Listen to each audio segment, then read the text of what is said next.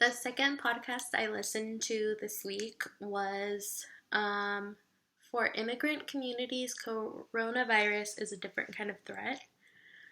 Um, it talked about how low-income immigrant uh, families, workers, don't have the privilege and the luxury of staying home because they work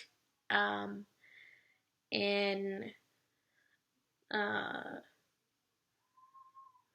like jobs where there's no paid sick leave, where they can't take the time off. They're working jobs like retail and grocery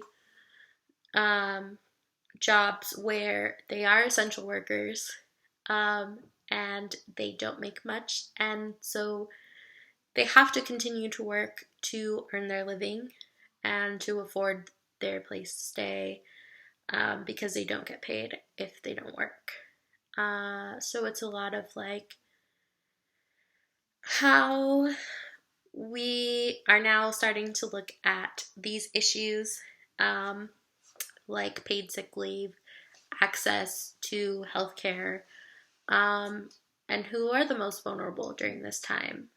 I know it made me think a lot about the privilege that I have of not having to worry about being in these unsafe conditions. That I am allowed to be at home, and my family is as well.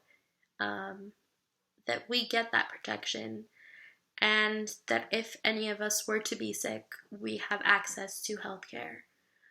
And so that fear is not there for us. It also made me think of this week's chapter of the socioeconomic status and how we don't think of the privileges that we are afforded and things that we don't have to think about. Like food is there for us. We have access to food. We have access to internet. We have access to a laptop, a computer.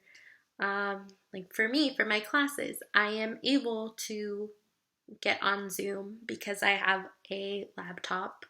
I also have a desktop computer that my family has. We have Wi-Fi. And so I'm able to stay home. We are able to go to the grocery store and not have to think about, can we buy this food? Is it something that is on our food stamps? We don't have to think about that.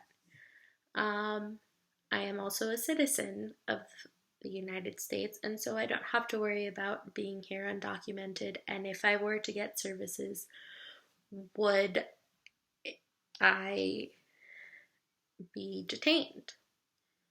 So it got me thinking a lot about my privileges and about more my biases. I think that has been stuff that I've been really sitting with this week in all of my classes is informing myself and being open to learning and listening and to be constantly checking where I fall in situations, what are my biases around it, and what do I need to inform myself more so that I have the resources for to better help myself, understand my clients, and to help empower my clients and others around me, not even in a therapeutic setting.